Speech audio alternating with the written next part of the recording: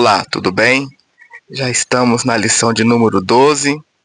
Nesse trimestre, estamos estudando Crescendo em um Relacionamento com Deus. O título desta semana é Testemunhando de Cristo.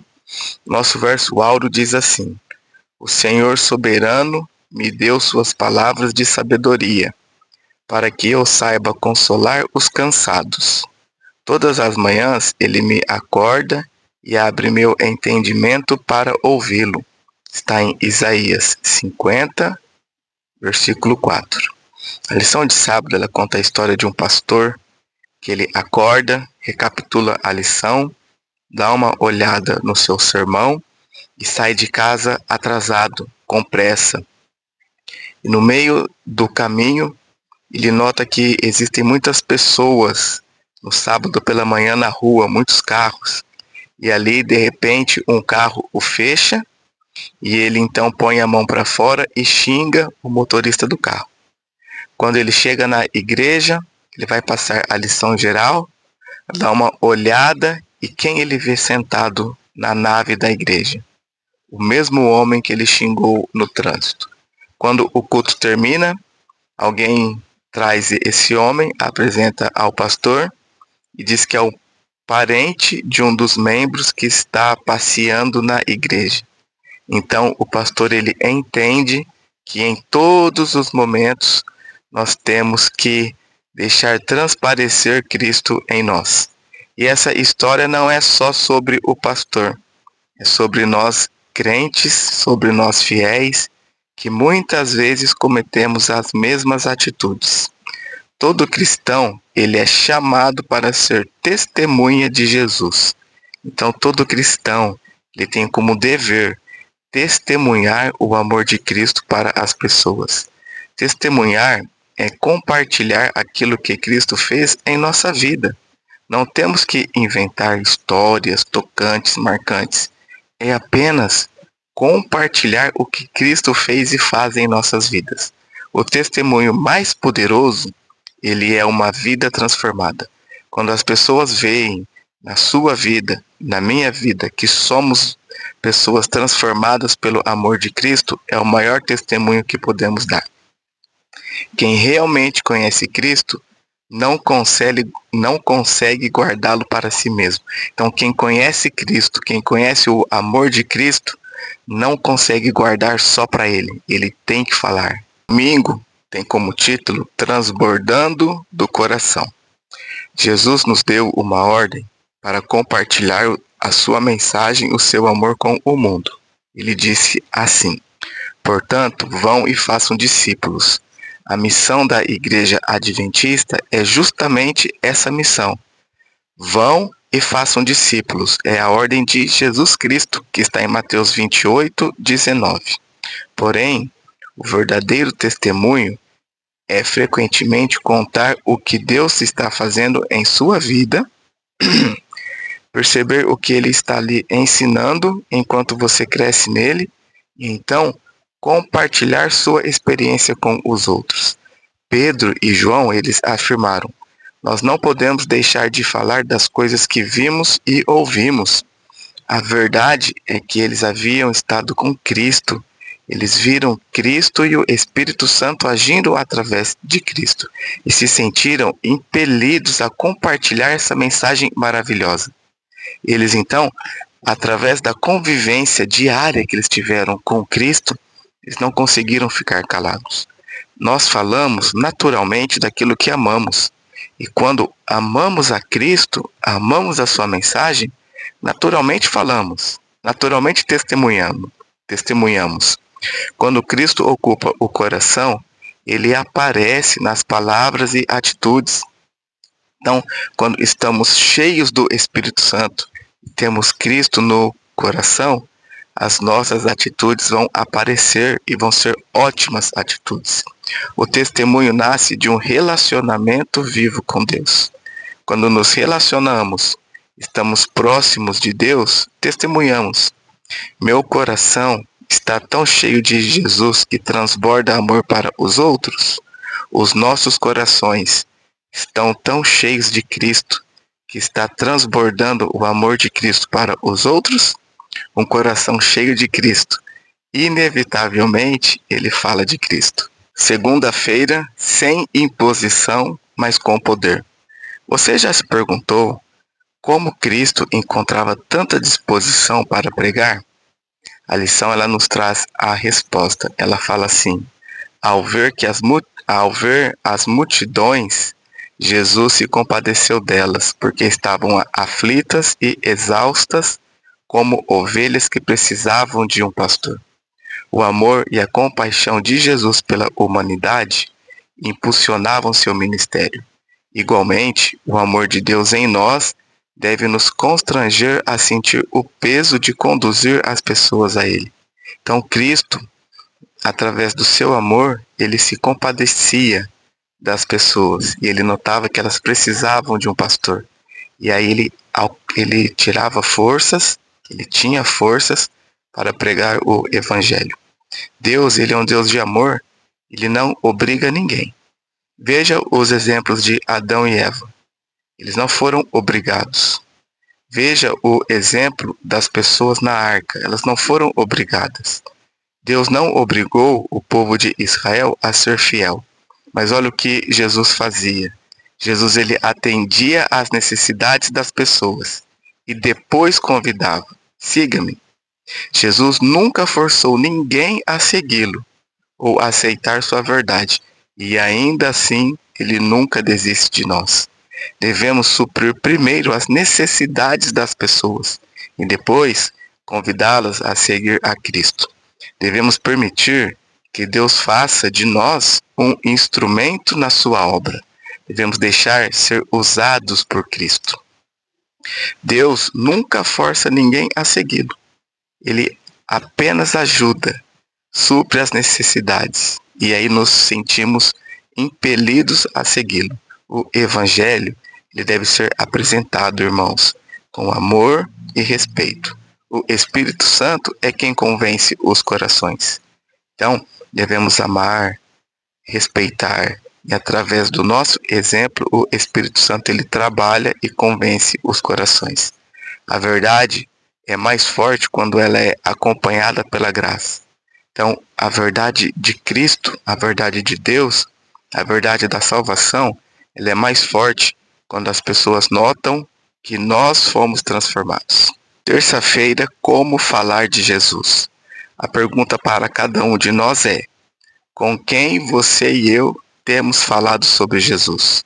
Também é dever do cristão estar sempre preparado para apresentar razões da fé e da esperança que há em nós.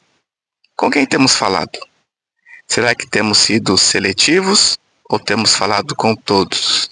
A lição traz 7 conselhos para que nós tenhamos a sabedoria de falar de Cristo da forma correta. O primeiro conselho: conheça a pessoa e construa uma amizade com o tempo. Então, não tem segredo, né?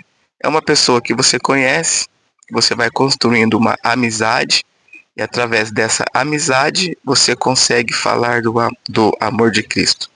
Ore para que o Espírito Santo atue no coração dessa pessoa. Então, depois de ser amigo, você ora para que não você, mas que o Espírito Santo atue no coração dessa pessoa. O terceiro passo: busque formas naturais de falar das suas experiências de fé ou ofereça uma oração pela pessoa. Então, de uma maneira natural, tranquila, suave, você vai contando. E também ore com ela. Ore por ela e ore com ela. Quarto ponto: procure conectar seu novo amigo às outras pessoas da igreja. Assim você vai criando vínculo e uma rede de apoio. Não só você, mas agora os irmãos da igreja, através do acolhimento, da amizade, vão criando uma rede de apoio. Essa pessoa vai se sentir mais à vontade e acolhida. Ore pelas necessidades e pelos questionamentos específicos do seu amigo. E mostre, quando houver oportunidade, como a Bíblia oferece conforto, conselho e direção. Então, com esse vínculo, você vai orando e vai, quando surgir as oportunidades, mostrando na palavra de Deus a direção correta. 6. Chegará o momento de perguntar se ele deseja dar o próximo passo. Mas esse momento tem que ser bem tranquilo, bem suave, sem pressão, para a pessoa se sentir à vontade. E 7º e último, suas ações devem revelar a quem você pertence. E esse é um ponto-chave. As nossas ações, elas devem revelar que somos de Cristo. Se o seu amigo não notar isso, vai ficar muito difícil. Então, através das suas ações, demonstre que você é de Cristo. Devemos falar de Cristo com sinceridade e simplicidade. Bem sincero, tranquilo, simples. Nosso testemunho pessoal é uma poderosa ferramenta missionária. Através da sua vida, você prega e prega bastante. É importante ouvir as pessoas antes de falar. Então, escute, ouça, isso é muito importante. O melhor sermão sobre Jesus é uma experiência real com Jesus. Quarta-feira, um filho se afastou. Muitos de nós conhecemos de perto histórias de filhos que se afastaram da igreja.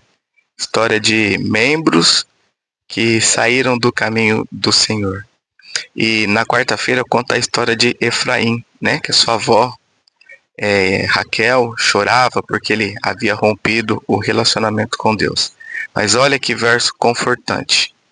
Reprima a sua voz de choro e enxugue as lágrimas de seus olhos, porque o seu trabalho será recompensado, diz o Senhor, pois os seus filhos voltarão da terra do inimigo. Há esperança para o seu futuro, diz o Senhor, porque os seus filhos voltarão para a sua própria terra. Então, tem um outro verso, né? Ensina a criança no caminho que deve andar, e quando for grande não se desviará dele.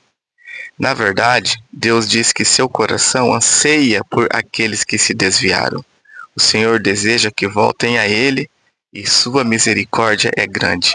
Então, devemos continuar orando pelos irmãos desviados e ter a esperança de que aquela sementinha que foi plantada não foi plantada em vão.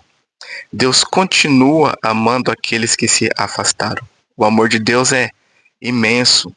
E mesmo afastados da fé, Deus continua amando. O amor de Deus, ele busca restaurar, não condenar. E devemos ser da mesma forma. Devemos buscar restaurar a fé dos nossos irmãos e não condená-los. Devemos manter esperança e orar pelos afastados. Então, nunca está perdido e sempre orar. A oração, ela tem um poder imenso. Conheço alguém que precisa sentir novamente o amor de Deus? Conhecemos alguém que precisa voltar para os braços de Cristo? Se conhecemos, devemos orar por essa pessoa. Nenhuma pessoa está longe demais para a graça de Deus. Quinta-feira, eu os farei voltar. Todos nós já passamos por momentos de fraqueza espiritual ou oscilação na caminhada com Deus. Vales em que o nosso coração foi infiel ou ficamos mornos por tempo demais. O que o trouxe de volta a um relacionamento vivo com Cristo? Depois desse momento de afastamento, o que trouxe você de volta? Na prática, relacionar-se com um ente querido que se afastou do Senhor pode ser desafiador, e realmente é. Por isso, é essencial que as suas e as minhas atitudes e palavras sejam fruto do tempo em que você passa com o Senhor. Em outras palavras, devemos tratar os irmãozinhos que estão afastados com amor e testemunhar que a nossa vida junto com Cristo mudou. Entregue ao Senhor toda tristeza, julgamento, condenação e peça que Ele substitua isso por amor e carinho. Peça que o Senhor revista você e a mim com seu caráter para que possamos ter uma atitude amorosa. Devemos nos lembrar de que nenhuma influência que possa rodear a alma tem mais poder do que uma vida abnegada a Cristo. Através da nossa vida, nós influenciamos demais. Por meio de um exemplo de uma vida coerente que aponta para Cristo, aqueles que o rejeitaram enxergarão em nós algo que falta na vida deles. E assim, com toda certeza, eles serão impactados pelo Espírito Santo. Deus deseja restaurar seus filhos perdidos. É plano de Deus, é vontade de Deus que os filhos perdidos voltem a Ele. O arrependimento abre caminho para a reconciliação. A igreja deve ser um lugar de acolhimento e restauração. Olhe, acolhimento, não julgamento. A igreja deve acolher os seus irmãozinhos afastados. O amor de Deus sempre cria um caminho de volta para casa. Meu querido irmão, minha querida irmã, eu espero que essa rápida recapitulação o ajude e que você possa cada vez mais se aproximar da salvação. Te desejo saúde, paz e prosperidade.